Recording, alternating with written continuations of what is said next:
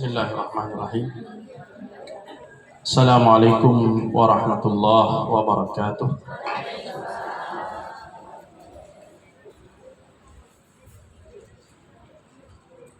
Alhamdulillahi rabbil alamin. Wa bihi nasta'in ala umuri dunya waddin. Asyhadu an la ilaha illallah waliyyus salihin.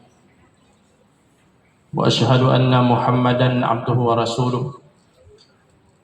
Al-mab'usu rahmatan lil alamin. Allahumma salli wa sallim wa barik ala hadzal nabiyil karim wa ala alihi wa sahbihi ajma'in, amma ba'du. Puji dan syukur senantiasa kita persembahkan kehadirat Allah Subhanahu wa taala.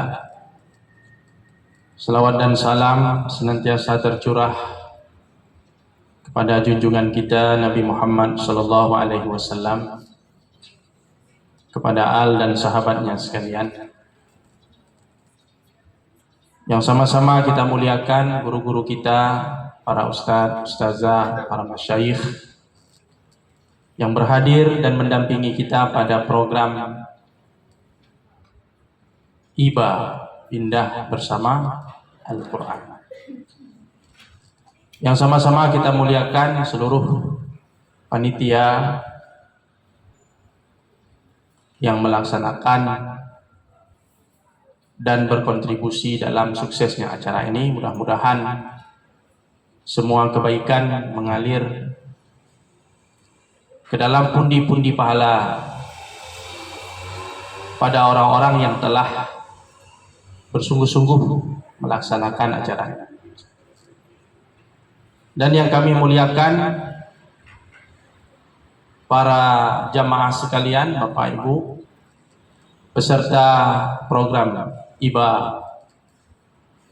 yang pada hari ini kembali mengikuti kegiatan ini, tahap yang keberapa ini? Kelima. Mudah-mudahan tetap istiqamah. Mudah-mudahan semua niat baik kita untuk hadir ke tempat ini, setiap langkah kita, ayunan tangan kita menuju ke tempat ini dicatat oleh Allah Subhanahu wa taala sebagai ibadah. Amin ya rabbal alamin. Bapak Ibu sekalian, hadirin hadirat yang dirahmati Allah Subhanahu wa taala. Pada kesempatan yang mulia ini, marilah sama-sama kita mengikuti kembali tadabbur Al-Quran, masih bersama surat Al-Kahfi, surat yang sering kita baca di hari Jumat atau di malam Jumat. Mudah-mudahan dari tadabbur kita hari ini kita mendapatkan yang pertama ilmu pengetahuan yang bermanfaat. Yang kedua, kita dapat termotivasi, terdorong untuk semangat beribadah kepada Allah Subhanahu wa taala. Pada hari ini kita coba mulai mentadaburi surat Al-Kahfi ayat 27 dan seterusnya. Boleh dibuka mushafnya untuk sama-sama kita mengkaji, mentadaburi ayat-ayat Allah dari surah Al-Kahfi ayat 27 dan seterusnya.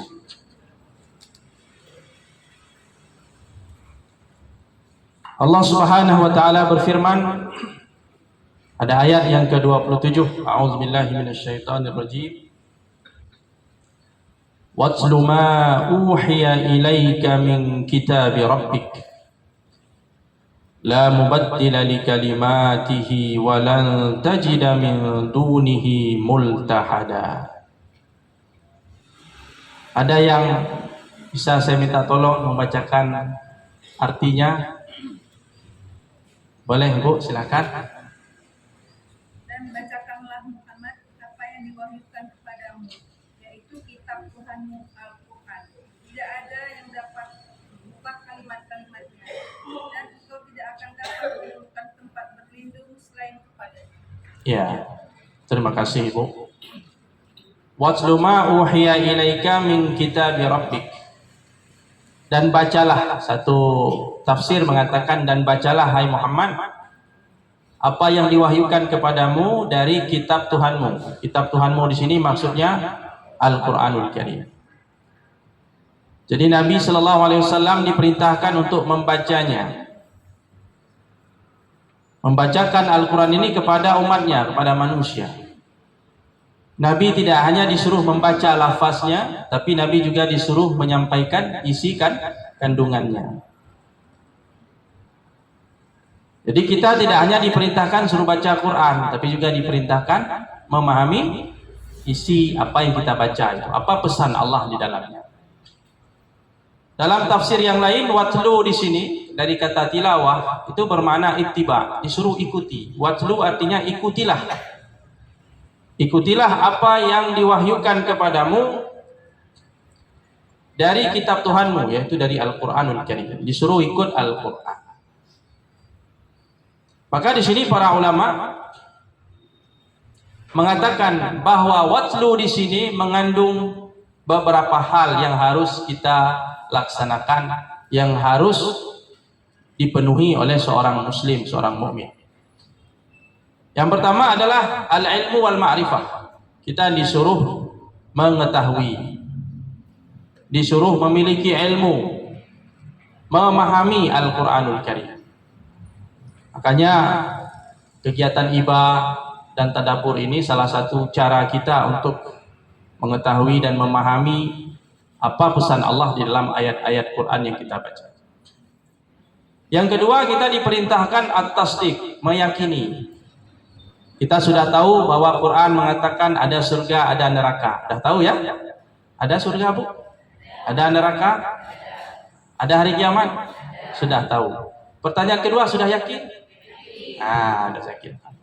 Jadi bukan sekedar tahu, tapi juga harus ya yakin. Kalau tahu itu Abu Jahal pun tahu, Abu Lahab pun tahu. Supaya beda kita dengan Abu Jahal, Abu Lahab, kita harus tasdik. Apa tasdik? Meyakini. Tahu, kemudian yakin. Yang ketiga, ikrar, mengakui. Kalau orang tanya, ada surga? Ada. Untuk siapa surga? Untuk orang yang beriman. Ada neraka? Ada. Ada hari kiamat? Kapan? Nggak tahu. Kalau ada yang tahu itu yang jadi masalah. Karena Nabi Muhammad pun tidak tahu ya. Kiamat ada tahu, tapi kapan tidak tahu Pak Ustaz. Kalau ada yang tahu hari kiamat 2024 misalnya, ini jadi masalah. Ya. Mengakui, yakin dan mengakui. Rukun iman, rukun Islam itu harus sudah hafal, yakin dan sudah kita akui. Dan yang ketiga, imtisal. Imtisal itu artinya melaksanakan. Kalau sudah tahu, sudah yakin, sudah mengetahui, tinggal laksanakan. Mengamalkan. Segala perintah dikerjakan, segala larangan ditinggalkan. Inilah maksud dari watlu tadi. Watlu ma uhiya ilaika min kitabi rabbik. Itu arti watlu itu. Ilmu wal ma'rifah, tasdik, ikrar dan imtisal. Itu kalau ada unsur-unsur tadi berarti kita sudah melaksanakan perintah Allah dalam surah ini. Kemudian la mubaddila li kalimati, tidak ada yang bisa merubah, menggantikan kalimat-kalimat Allah yang sempurna ini. Tidak ada yang bisa merubah Quran, menggantikan Quran. Sudah dijamin oleh Allah Subhanahu wa taala. Dan Quran tidak perlu dirubah, tidak perlu direvisi. Itu apa direvisi Quran? Karena Quran sudah sempurna, kalamullah. Yang perlu direvisi, direnovasi itu sesuatu yang tidak sempurna. Ibu beli rumah kekecilan, renovasi ya, biar besar sedikit. Nah, karena itu sesuatu yang kurang. Kalau sesuatu yang sudah sempurna, untuk apa lagi direvisi? Untuk apa lagi direnovasi? Sudah sempurna. Ibarat makanan, asam garamnya sudah pas, perlu lagi ditaruh garam? Tambah garam, udah keasinan. Sesuatu yang sudah sempurna tidak perlu lagi diperdebatkan, dipersoalkan. Maka Quran itu yang sudah sempurna dari yang maha sempurna, tidak perlu lagi direvisi. Kita orang beriman meyakini Quran itu adalah kitabullah, mukjizat abadi yang sangat sempurna, sehingga tidak perlu dirubah dan tidak boleh merubahnya. Allah sudah menjamin. Makanya kalau ibu baca Quran bertemu dengan ayat-ayat kurang lamnya satu, itu kasih lapor terus sama MPU atau sama MUI, supaya Quran itu ditarik dari peredaran, ya. Kan ada tuh orang upaya tak sengaja atau tidak sengaja, kadang-kadang dikurang-kurangi, ya, dikurang-kurangi kalimatnya. Yang sudah pengalaman itu setiap ada yang berkurang satu huruf saja berkurang, langsung ketahuan, dan Quran itu ditarik dari peredaran. Tidak bisa, tidak ada yang bisa rubah. Allah sudah jaga kitabnya, ya. La mubaddila li kalimat. Di Quran itu adalah kitab mukjizat. Mukjizat dari sisi apa? Lughawi, dari sisi bahasanya luar biasa. Orang Arab tuh hebat-hebat nilai sastranya, tapi tidak sanggup menciptakan satu karya untuk menandingi Al-Quran. Kemudian mukjizat ilmi, bahwa Quran itu memberitahukan kepada kita hal-hal yang tidak kita ketahui, persoalan yang gaib, persoalan masa depan, isyarat-isyarat ilmiah. Kemudian mukjizat tasyri'i, bahwa Quran itu menetapkan hukum-hukum dalam kehidupan kita ini, apakah ibadah, muamalah, masalah ahwal saksiyah, tentang perkawinan, tentang warisan, tentang peradilan, tentang ketatanegaraan, yang bersifat hukum yang mengatur kehidupan manusia lengkap dalam Al-Quran. Maka Al-Quran itu tidak perlu diperdebatkan lagi. Kemudian Bapak Ibu sekalian, walan tajida min dunihi multahada, dan kalian tidak akan mendapatkan tempat berlindung selain pada Allah Subhanahu wa taala. Jadi Allah satu-satunya tempat kita berlindung, memohon pertolongan, tempat kita berharap pada saat kita mengalami musibah, masalah. Kepada siapa kita mengadu? Kepada Allah. Tidak ada jalan lain, ada tempat lain. Kalau kita ada keinginan yang belum tercapai, kepada siapa kita minta? Pada Allah. Ada masalah, ingat Allah. Ada keinginan, ingat Allah. Setiap saat ingat Allah.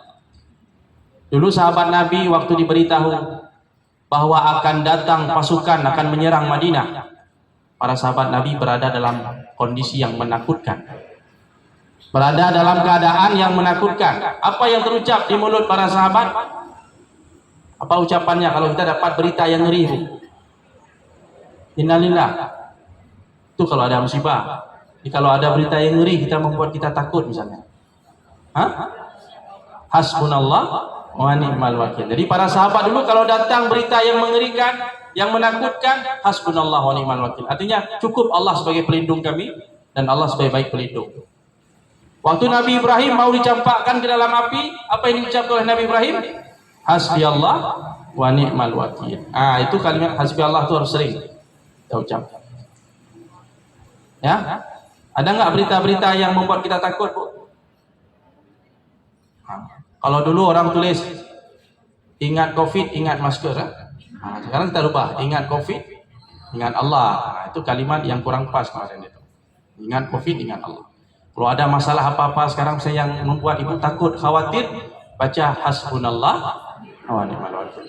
Karena tidak ada tempat berlindung selain Allah. Sudah paham Ibu ayat 27? Kira-kira sudah ya?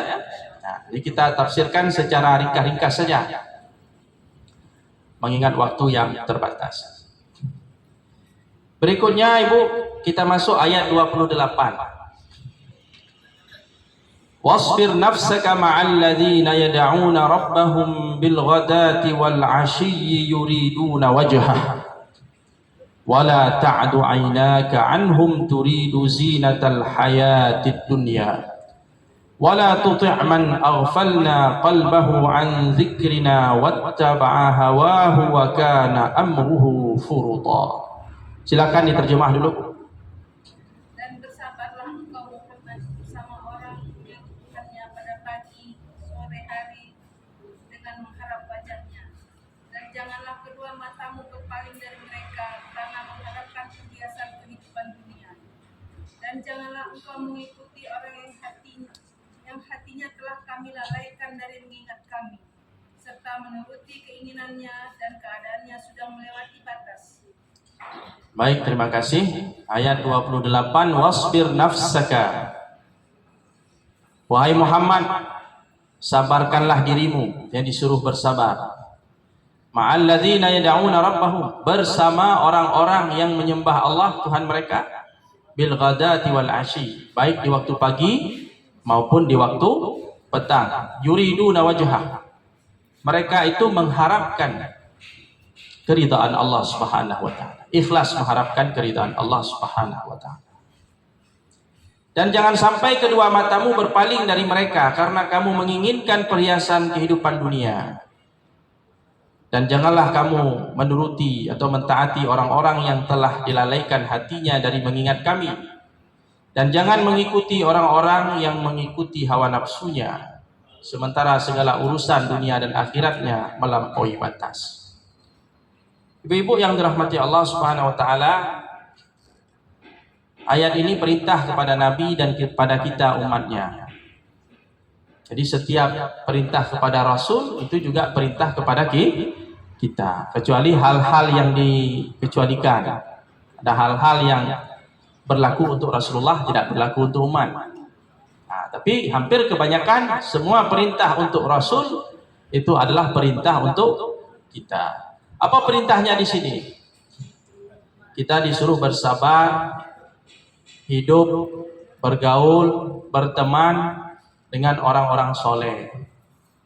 Sabarkanlah dirimu bersama orang-orang yang senantiasa menyembah Allah di waktu pagi dan petang, orang-orang yang ikhlas. Jadi kita di sini disuruh bersabar, bersama, berteman dengan siapa, Bu? Dengan orang-orang yang baik, orang-orang yang saleh. Orang yang saleh itu orang yang bagaimana? Orang yang senantiasa bersama Allah, senantiasa beribadah kepada Allah dengan penuh keikhlasan dan istiqamah di dalam ibadahnya, istiqamah dalam kebaikan. Orang-orang yang tidak mau menyia-nyiakan waktunya, kecuali mengisi waktunya, umurnya dengan ibadah kepada Allah. Itu orang-orang yang saleh. Dan kita disuruh bersama mereka, disuruh berteman dengan mereka, bergaul dengan mereka. Ibu banyak teman? Grup WA banyak? Nah, pertanyaannya itu grup WA itu kira-kira orangnya orang soleh tidak? Kira-kira kalau kita masuk grup itu kita jadi rajin ibadah? Atau jangan-jangan kita jadi orang yang malas ibadah? Kira-kira grup ini mendekatkan kita, membuat kita rindu pada akhirat, atau membuat kita lalai dengan dunia? Ini sudah boleh kita evaluasi kawan kita, pergaulan kita, apalagi kelompok kita, grup kita. Kalau kira-kira membuat kita sia-sia, membuat waktu kita habis sia-sia, sebaiknya tak izin saja keluar. Ya, karena yang disuruh kita dalam ayat ini disuruh bergabung, berteman dengan orang soleh, orang yang rajin ibadah dan ikhlas dalam ibadahnya, istiqomah dalam ibadahnya. Karena ada juga orang yang ibadah tapi musiman, apalagi udah masuk tahun politik ya, banyak yang rajin ibadah, tapi jauh dari nilai keikhlasan. Karena faktor elektabilitas, karena ada keinginan untuk mendapatkan suara dan sebagainya ya. Tahun politik ini tahun orang memperlihatkan kesolehan, karena suara umat Islam itu menjadi sangat menentukan ya. Nah, udah dekat-dekat macam ini udah banyak nih orang. Dulu udah ada haji-hajah, ini udah taruh haji-hajah kayak peci kan, kayak koko udah mulai. Kenapa? Karena untuk mendapatkan dukungan umat Islam. Nah, jadi ada juga kesolehan, tapi kesolehan yang sifatnya pencitraan. Dalam ayat ini Allah Subhanahu wa taala menjelaskan kepada kita orang yang saleh ibadah yang ikhlas, yuriduna wajhah, bukan pencitraan. Ya memang baik musim hujan, musim panas, musim dingin, musim gugur, tetap dia ibadah, istiqomah. Ini orang-orang seperti ini yang perlu kita pilih. Ini orang-orang seperti ini yang perlu kita berteman, kita dukung. Jadi ibadahnya bukan musiman. Nah, itu. Jadi kita disuruh berteman dengan mereka, dengan orang-orang yang taat, ya, dan disuruh bersabar. Kenapa berteman dengan orang saleh itu perlu bersabar? Dalam konteks dakwah Rasul dulu, itu rata-rata pengikut Nabi, para sahabat yang setia-setia itu biasanya orang-orang yang banyak, yang orang yang kurang mampu, para fukara, para masakin, para budak hamba sahaya. Nanti ada satu dua yang tokoh-tokoh yang punya kekayaan seperti Abu Bakar, Umar, Utsman. Tapi kebanyakan mereka budak hamba sahaya, orang-orang miskin, orang-orang tertindas. Dan Nabi disuruh bersabar bergaul dengan mereka. Orang-orang yang dipandang sebelah mata dalam masyarakat, tapi mereka punya nilai kesolehan. Orang-orang yang dekat sama Allah, Nabi disuruh bersabar. Kamu bergaul sama mereka. Jangan bergaul dengan orang-orang yang orang-orang kaya, orang-orang hebat tapi sombong. Pemuka-pemuka masyarakat yang tidak mau menerima kebenaran. Waktu dulu Rasulullah berdakwah kepada tokoh-tokoh masyarakat seperti orang-orang pembesar Abu Jahal dan kawan-kawannya itu. Tiba-tiba datang Ibnu Ummi Maktum, sahabat Nabi yang tunanetra, tidak bisa melihat. Rasulullah waktu itu meminta dia untuk datang di hari yang lain karena Nabi sedang sibuk menghadapi orang-orang hebat ini, pembesar-pembesar. Akhirnya apa? Rasulullah ditegur, Bu, ya? Ditegur Nabi. Kenapa membiarkan yang ini? Ibnu Ummi Maktum ini walaupun dia orang yang dipandang rendah di masyarakat Quraisy, tapi dia ingin mendapatkan kebenaran. Maka utamakan orang yang seperti ini. Berkawan dengan orang seperti ini walaupun dipandang rendah di masyarakat, tapi dia orang soleh. Jangan berteman dengan orang-orang hebat, para pembesar, tokoh-tokoh yang menolak kebenaran. Kamu harus kemari. Jadi disuruh bersabar. Jadi berteman dengan orang yang soleh itu kadang-kadang kita tidak mendapatkan dunia, keuntungan dunia tidak dapat, tapi kita mendapatkan berkah, kita dapat pahala, kita dapat kebaikan. Sekarang coba kita lihat teman kita, pergaulan kita. Mungkin di sini kita dapat keuntungan duniawi yang melimpah, tapi di sini kita tidak dapat dunia. Tapi ingat, yang di sini ini, yang kita tidak mendapatkan kenikmatan dunia, kita mendapatkan kebaikan dari Allah Subhanahu wa taala. Kita dapat pahala di sini. Maka kemarilah kita disuruh berteman. Persahabatan kita harus berlabuh di tempat ini. Di tempat orang-orang yang dekat dengan Allah Subhanahu wa taala supaya kita mendapatkan rahmat. Maka oleh karena itu, ibu-ibu sekalian, Rasulullah dulu berpesan begitu. Misalnya Nabi mengatakan, "Al-mar'u ala dini khalili, falyanzur ahadukum man yukhalil." Seseorang itu kualitas imannya, Islamnya dilihat dari siapa temannya. Kalau mau tengok orang ini soleh atau tidak, tengok pergaulannya. Nggak usah tanya sama dia, kamu soleh enggak? Tengok aja pergaulannya, temannya siapa. Kalau kita mau tahu Sayyidina Ali itu seperti apa, tengok kawannya siapa. Oh, kawannya Umar, Utsman, Abu Bakar. Oh, udah jelas orangnya seperti apa. Ya? Jadi kalau lalat itu pasti mainnya di bangkai. Kalau lebah mainnya di bunga. Kita harus bisa bedakan ini lebah, ini lalat. Tengok aja di mana mainnya. Ya? Maka disuruh berteman dengan yang baik-baik tadi. Maka hendaklah setiap kalian, kata Nabi, melihat siapa temannya. Falyanzur ahadukum man yukhalil. Dalam hadis yang lain Nabi mengatakan, la tusahib illa mu'minan. Jangan kamu berteman kecuali dengan orang mukmin. Wala ya'kul ta'amaka illa taqi. Dan kalau bisa makanan kita jangan dimakan kecuali oleh orang yang bertakwa, oleh orang baik. Sampai makanan kita, kalau bisa makanan kita dimakan sama orang-orang baik, biar berkah.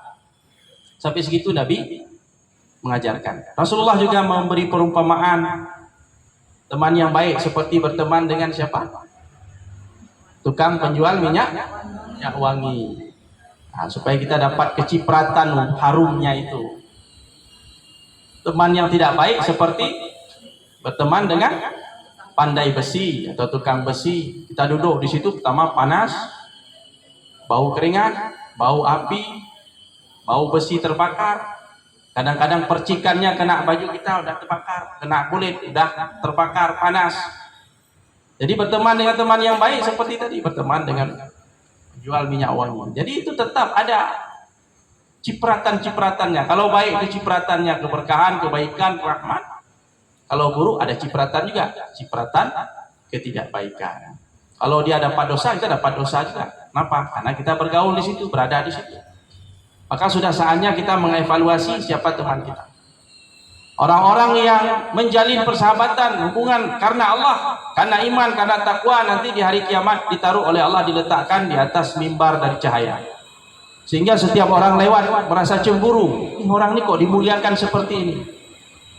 Sehingga dikatakan inilah dulu ketika di dunia mereka bersahabat karena Allah, berteman karena Allah.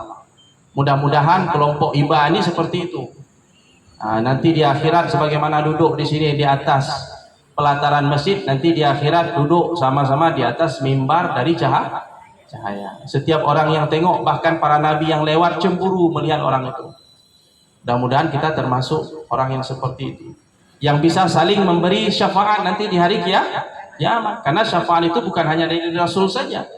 Allah juga terima syafaat dari orang-orang soleh, dari teman-teman yang baik. Sebaliknya teman yang tidak baik akan memberikan kesialan dan keburukan kepada kita dunia maupun akhirat. Yauma ya'addu zalimu ala yadayhi yaqulu ya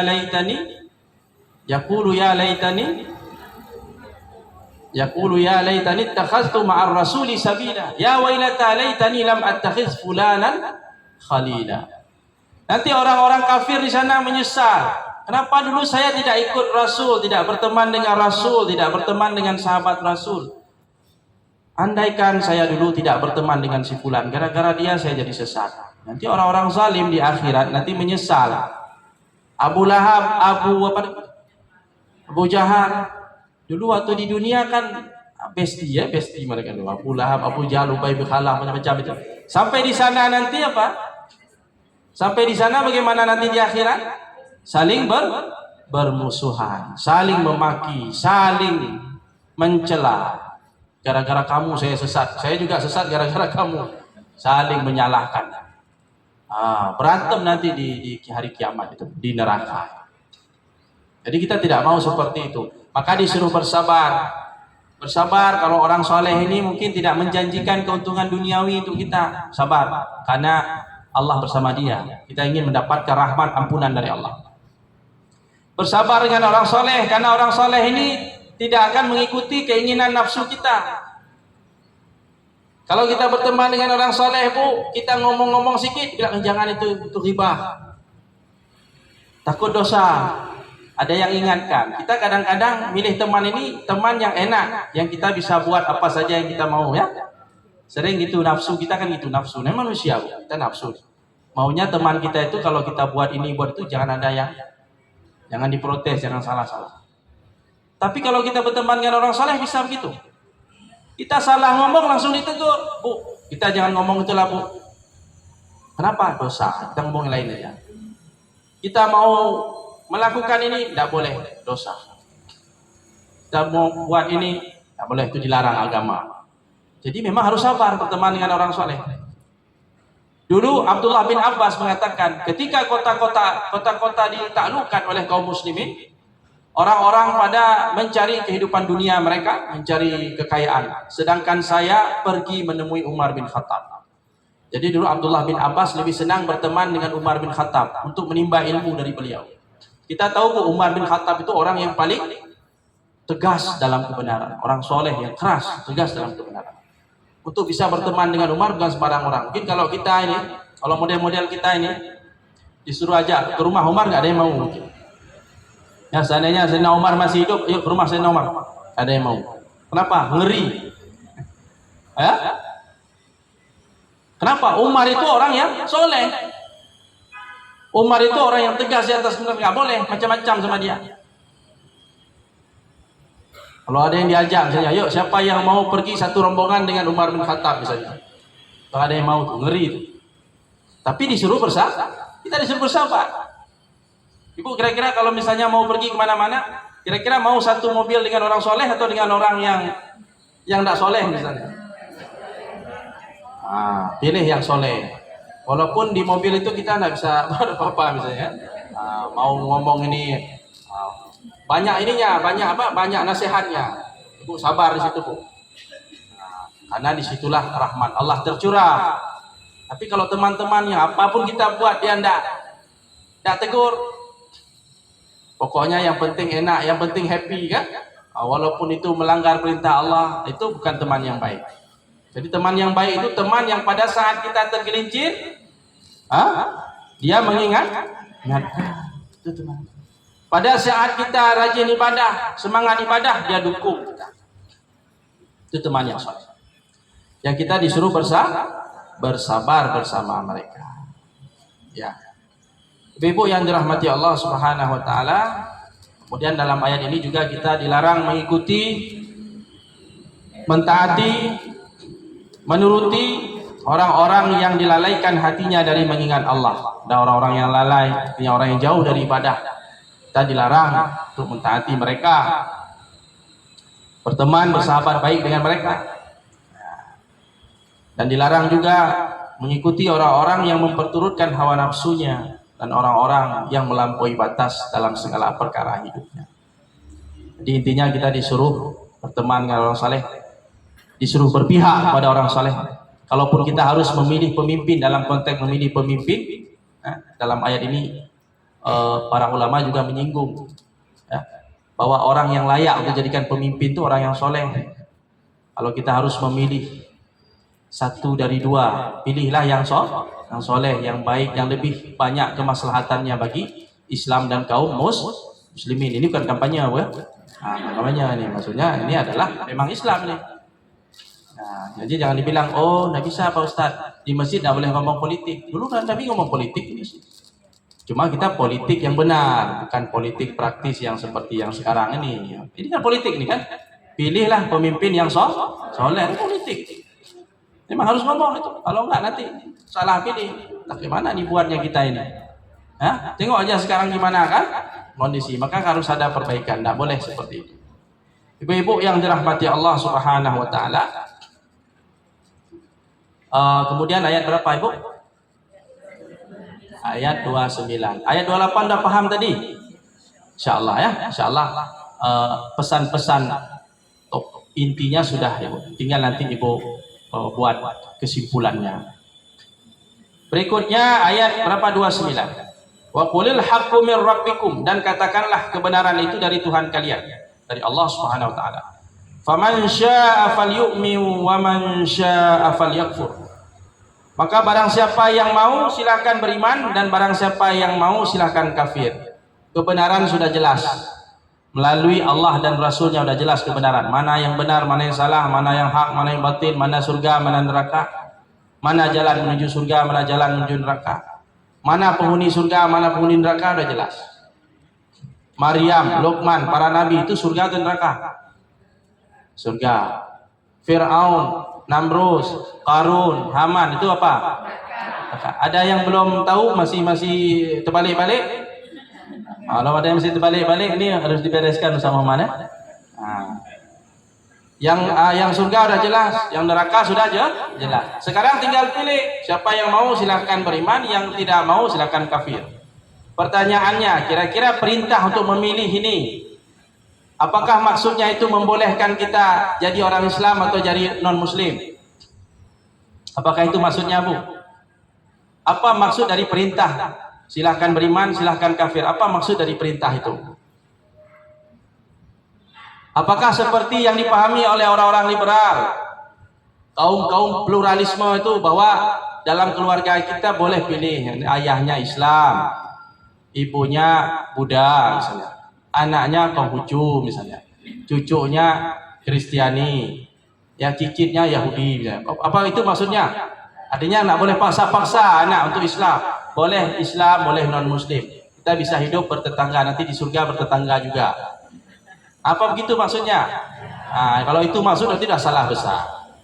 Kadang-kadang orang pakai ayat ini itu yang sering dipakai, la ikraha fiddin. Jangan paksa-paksa orang beragama, jangan paksa-paksa orang Islam. Kadang-kadang dipakai untuk itu, untuk mengakui istilahnya itu, pluralisme agama dan sebagainya. Jadi bebas milih agama apa saja, toh semua agama mengajarkan kebenaran, katanya gitu ya. Makanya jangan, kalau Islam itu yang fanatik kali. Itu mereka bilang itu. Agama lain juga mengajarkan kebenaran. bagaimana Islam. Nanti sama-sama kita menuju surga, dia bilang. Jadi surga bertetangga. Nah, jadi nggak ada lagi konsep Islam kafir tuh. Makanya nggak boleh bilang-bilang kafir ya. Ada yang larang bilang kafir ya. Bilang kafir non muslim, bilang kafir. Nah itu saja. Jadi di sini, ya, itu sampai ada betul orang liberal itu bilang kita Islam ini jangan serius-serius sekali. Siapa tahu nanti di akhirat bukan Islam yang benar. Waktu diumumkan nanti bukan Islam yang benar. Ini bukan kata saya, Bu. Kata orang-orang liberal tadi, orang-orang yang sudah error ininya. Apa namanya? Pikirannya udah nggak jelas. Makanya hati-hati itu. Pikiran itu masuk kadang-kadang disebarkan. Ya, dimasukkan racun-racun pemikiran itu pada generasi muda. Mungkin Ibu enggak. Tapi bagaimana dengan generasi-generasi kita yang belum tidak kuat akidahnya, sehingga dia tidak kokoh berpihak kepada agamanya, tidak bangga dia sebagai seorang muslim, itu bisa kena itu racun-racun itu. Padahal ayat ini maksudnya apa? Perintah disuruh beriman, perintah disuruh kafir. Maksud perintah di sini adalah litahdid. Jadi al-amru al-aslu fil amri yufidul wujub. Biasanya kalau perintah itu disuruh kita wajib melaksanakan. Tapi ada perintah yang bukan wajib. Justru perintah itu dilarang kita. Perintah itu mengandung ancaman. Ada nggak Ibu menemukan kalimat perintah tapi mengandung ancaman? Ada nggak? Misalnya Nabi mengatakan, jika kamu tidak punya lagi rasa malu, lakukan sesuka hati kalian. Itu kira-kira perintah atau ancaman? Itu ancaman. Nabi bilang suruh lakukan sesuka hati kita, berarti boleh berjudi, boleh minum. Bukan itu maksudnya. Ada kalimat perintah tapi bermaksud ancaman. Seorang anak minta izin sama mamanya, mak mau jalan, mau ini malam minggu mau keluar bentar. Kemana? Sama kawan pokoknya. Kata mama jangan, di rumah aja. Tolong lama, masa mama nggak pernah kasih saya izin keluar gini gitu. Jangan. Si anak tadi tetap ngotot dia. Sampai berdebat sama, terakhir mamanya bilang, ya udah pergi sana, nggak usah pulang lagi. Itu kira-kira disuruh pergi sana itu, nggak dikasih pulang itu maksudnya apa? Ancaman itu. Saya rasa kalau anak itu paham dia nggak berani pergi. Ayahnya nih ambil kunci Honda begitu sana, nggak usah pulang-pulang lagi. Kalau mau pulang sekalian nanti besok pagi pulang, nggak usah malam. Itu perintah tapi isinya ancaman. Kalau berani kita ambil itu udah siap-siap lah. Jadi Allah pun kadang-kadang suruh perintah kita, lakukan sesuka hati kalian. Tapi perintah itu di situ ada ancaman. Ada azab yang sudah menanti. Siapa yang mau silakan beriman. Yang beriman dapat surga. Yang mau kafir kafir. Tapi ingat, di ujung jalan kekafiran itu ada neraka. Nauzubillah subhanallah. Jadi ini bukan pilihan. Bukan boleh ini boleh itu, enggak. Ini pilihan yang beresiko, pilihan yang ada akibatnya. Siapa yang memilih jalan iman dapat surga. Yang memilih jalan kafir dapat neraka. Sudah ada ini. Makanya pada ayat berikutnya, pada kalimat berikutnya dikatakan inna a'tadna lidh-dhalimina naran ahata bihim suradiquha. Sesungguhnya kami telah menyiapkan bagi orang-orang yang zalim api neraka yang akan mengepung mereka. Api neraka yang dinding-dindingnya itu mengepung mereka sehingga mereka tidak bisa keluar. Orang zalim ini orang mana? Orang zalim itu setiap orang yang melakukan, pertama kesyirikan, itu zalim. Yang kedua kekufuran. Yang ketiga maksiat, kefasikan. Yang keempat kemunafikan. Jadi ada 4 atau 5. Kalau Anda melakukan itu maka Anda dikatakan orang zalim. Bagi orang-orang yang zalim itu sudah disiapkan neraka yang mengepung mereka. Jadi neraka itu besar sekali Ibu, dalam sekali. Bagaimana dalamnya api neraka? Zaman Rasulullah pernah Nabi mendengar suara batu jatuh. Nabi mengatakan, tahu nggak suara apa itu? Nah, sahabat mengatakan, Allah dan Rasulnya lebih tahu. Kata Nabi, itu adalah batu yang berat, seberat 7 ekor unta yang sedang mengandung, dijatuhkan dari atas neraka 70 tahun baru sampai ke dasarnya. Jadi dalamnya neraka itu 70 tahun batu meluncur baru sampai ke bawah. Kalau ada sumur Ibu lempar batu 70 tahun baru sampai ke mana dalam sumur itu berarti? Kira-kira kalau masuk dalam sumur itu bisa keluar? Dah bisa keluar. Itu ngerinya api neraka Ibu, dalam sekali. Ya. Kemudian alaihim narum muqsadah. Orang-orang yang masuk neraka itu dikunci di atas mereka, ditutup, dikunci, tidak bisa keluar. Wa ma hum bikharijina minha. Itu belum lagi penjaga-penjaga neraka. Kalau kita mau keluar udah ada yang tarik itu. Kullama aradu ayyakhruju minha u'idu fiha. Setiap kali mereka ingin keluar dari neraka, mereka dikembalikan lagi ke dalam neraka. Terkepung, tidak bisa. Untuk siapa neraka itu? Lidzalimin, untuk orang-orang zalim. Nauzubillah, semoga Allah melindungi kita dari sifat-sifat zalim. Wa yastaghitsu yughasu bima'in kalmuhli yashmil wujuh. Jika mereka meminta bantuan, meminta air karena kehausan. Jadi salah satu sifat neraka itu selain tubuh kita terbakar hangus, di dalam neraka itu kita kehausan. Nauzubillah. Haus yang sangat. Belum ada bandingannya dengan haus di dunia ini. Tidak bisa kita bayangkan betapa hausnya kita di sana. Pada saat mereka meminta minum, yughasu bima'in kalmuhli yashmil wujuh. Datang air minum. Air minum datang. Tapi bentuk air minumnya apa? Kalmuhli. Apa arti muhli? Seperti logam atau tembaga atau sejenisnya yang dipanaskan yang sudah mencair. Jadi air minum penghuni neraka itu adalah besi-besi yang dipanaskan, yang mencair, itulah kasih minum. Masuk ke dalam perut, ke dalam tubuh. Yashwil wujuh.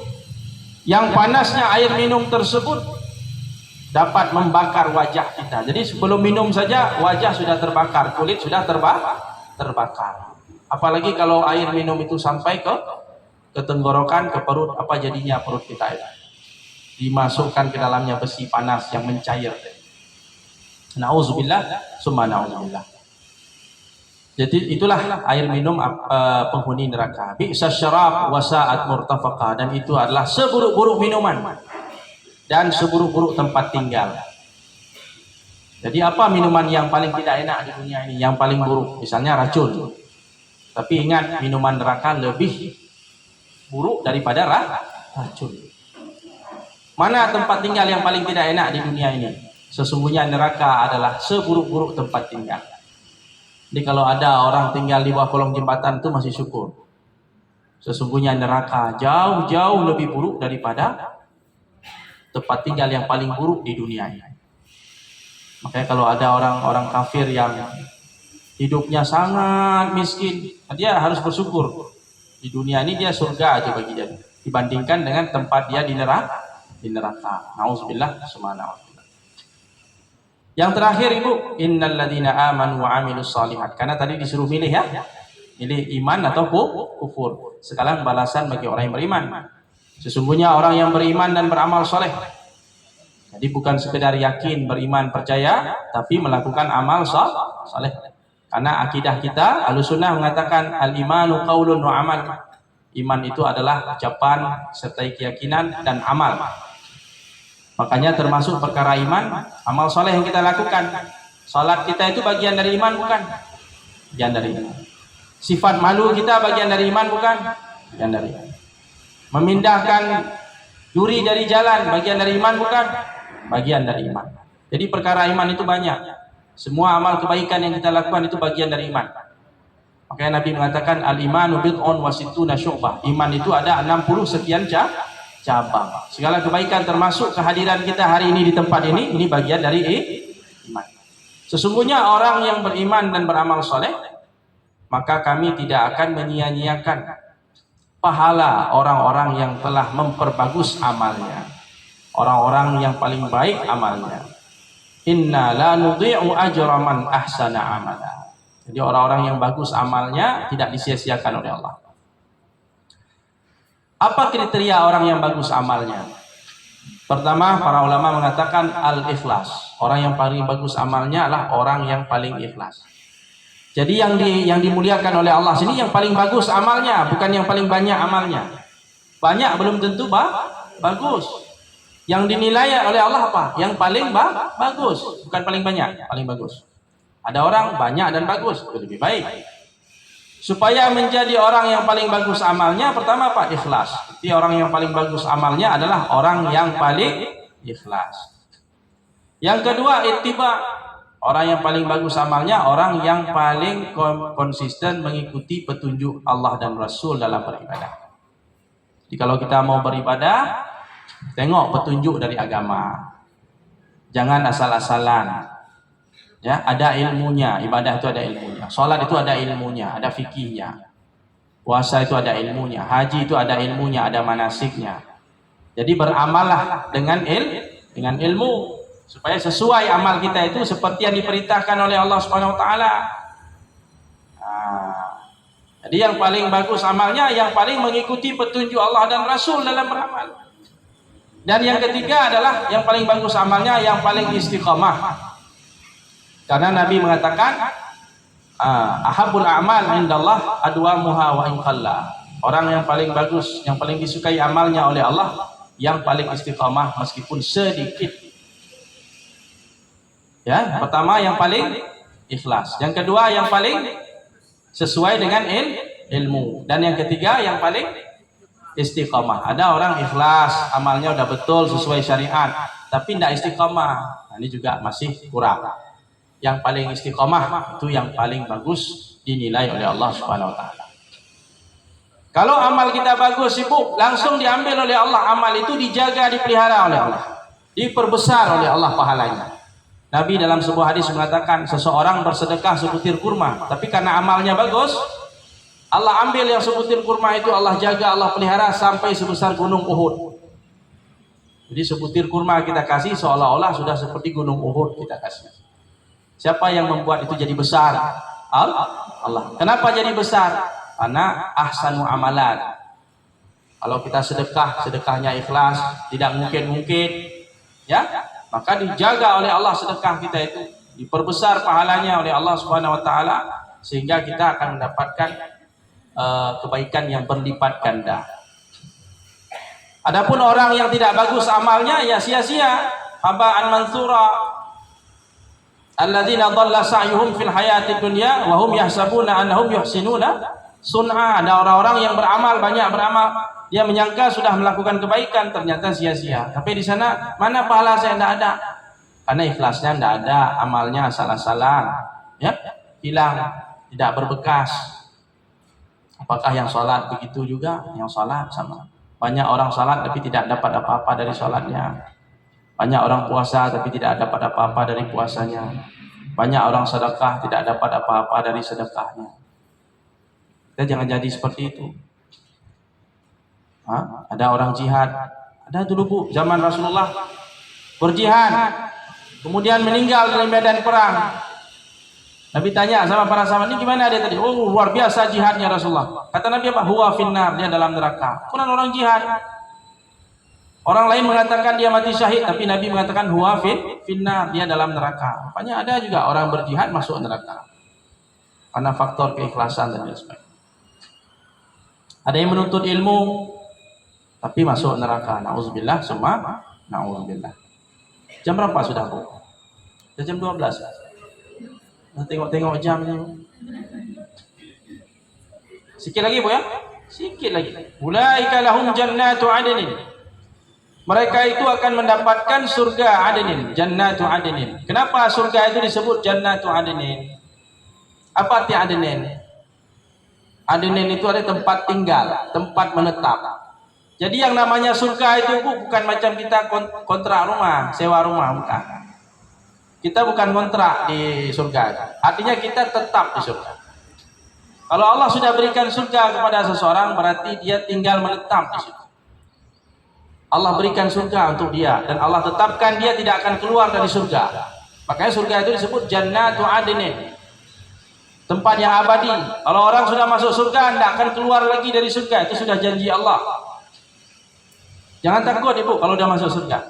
Jadi bukan seperti kita ngontrak rumah, bisa diusir oleh pemilik rumah kapan saja. Kalau sudah habis kontraknya ya, sedang enak-enak tinggal di rumah itu sudah disuruh pindah sama pemilik rumah. Kalau surga ada, karena surga itu jannatu adnin. Adnin itu artinya iqamah, tinggal selamanya di sana, tak akan keluar lagi. Makanya kalau ada cerita-cerita orang bilang yang udah masuk surga kemudian dipanggil lagi keluar surga, tidak ada itu. Ada tuh Kenapa? Oh, ini masih ada urusan. Kalau urusan kita belum beres di padang mahsyar, nggak akan masuk surga. Orang yang masuk surga itu yang sudah selesai urusan. Urusan padang mahsyar sudah selesai, urusan di mizan sudah selesai, urusan di hisab sudah selesai, urusan di atas sirat sudah selesai, urusan di atas kantara sudah selesai, baru masuk surga. Jadi nggak ada istilah kecolongan. Malaikat itu nggak ada kecolongan. Oh, mana masuk si fulan ini padahal belum selesai pemeriksaan. Dah. Kalau belum beres masih di sana, nggak akan masuk. Jadi orang yang masuk surga itu kekal selamanya. Tajri min tahtihimul anhar, mengalir di bawah mereka sungai-sungai. Sungai apa di surga, Bu? Sungai madu, apalagi? Sungai susu, sungai arak, macam-macam sungai dan lain-lain. Parfum kalau ibu mau ada juga sungai parfum. Apa yang kita mau? Udah include dia itu. Sungai madu itu artinya rasanya manis, jernih, baunya harum. Tanahnya itu permata, intan permata. Jadi bukan macam sungai di dunia, lumpur, bau ya. Kalau di sana pasir-pasirnya itu intan permata. Udah pokoknya nggak bisa dibandingkan dengan sungai di dunia. Dan sungai di sana mengalir sesuai keinginan kita. Misalnya di sana ada sungai mengalir di surga. Kita mau sungai itu menghampiri kita. Dia akan mencari celah dan jalannya untuk menuju ke kita. Kita mau duduk di sini tengok di sana ada sungai di surga itu. Kita bilang saja saya maulah sungai itu kemari. Dia akan kemari airnya. Kita tinggal ngambil aja. Nggak perlu kita bangkit dari tempat duduk pergi ke sana. Nggak perlu. Itu sungai di surga. Dia bekerja sesuai dengan apa yang kita mau. Tinggal ini saja. Tinggal apa? Tinggal bilang saja, tinggal berkeinginan saja dia sampai. Buah-buah di sana juga begitu. Kita tengok di sebelah sana ada, saya mau rasa buah yang enak itu, yang warna ini. Dahannya akan datang menghampiri kita, tinggal depan mata kita. Ya, mau makan tuh itu bisa, mau ambil terserah. Jadi dahan-dahan di surga akan pergi menghampiri penghuni surga dengan sendirinya sesuai dengan keinginan kita. Dijelaskan dalam Quran, dalam hadis Nabi. Dalam surga itu ketika kita lihat burung sedang terbang, kita ingin daging burung itu, dia langsung menjatuhkan dirinya dan terhidang di depan kita. Tengok ada burung atau sejenisnya, kita kepingin makan daging dia, ya, langsung terhidang di depan kita, langsung makan. Jadi surga itu bukan lagi dunia, ya. Kenikmatan yang luar biasa. Betul-betul kita dimanja di sana oleh Allah. Setelah kita berusaha bersungguh-sungguh beribadah pada Allah di dunia, kita akan beristirahat panjang di sana. Ibu suka perhiasan? Hah? Senang betah lama-lama di toko emas? Nah, di sini ada. Yuhallawna fiha min asawira min zahab. Ini berita gembira untuk ibu-ibu dan bapak-bapak juga. Mereka di sana diberi perhiasan berupa gelang-gelang dari emas. Jadi emas di surga tidak sama dengan emas kita di sini. Oke, perhiasan emas, perak, macam-macam, intan permata. Sudah Allah siapkan. Wa yalbasuna thiyaban khudra. Mereka memakai pakaian-pakaian hijau min sundus, dari sutra tipis, sutra tebal ya. Kalau sundus sutra tebal. Jadi baju-baju kita sutra luar biasa, kemewahan yang luar biasa. Orang laki haram pakai sutra di dunia, tapi di surga nanti baju mereka dari sutra tebal, wa istabrak, dan sutra-sutra tipis yang halus, yang mewah. Di dunia orang laki nggak boleh pakai emas kan? Jadi di sana pakai emas, pakai perhiasan. Nah, jadi memang surga itu sudah beda dengan dunia. Maka di dunia ini bersabar. Kalau ibu tinggal lanjutkan saja di dunia pakai emas, sana juga pakai, nah, pakai sutra, nanti lanjutkan lagi di sana pakai lagi sutra. Jadi pakaian yang luar biasa, lengkap. Muttaqiina fiha 'alal ara'ik. Mereka di dalam surga bersandar, duduk dalam kemewahan di atas dipan-dipan, di atas sofa-sofa besar. Kalau bahasa kita kursi malas, kalau terduduk saja jadi malas. Nah, jadi ara'ik itu, Bu. Araik itu adalah tempat yang paling mewah, empuk, kemudian dihiasi dengan berbagai pernak-pernik perhiasan. Kita duduk situ seperti raja. Itu araik, jamak dari arikah.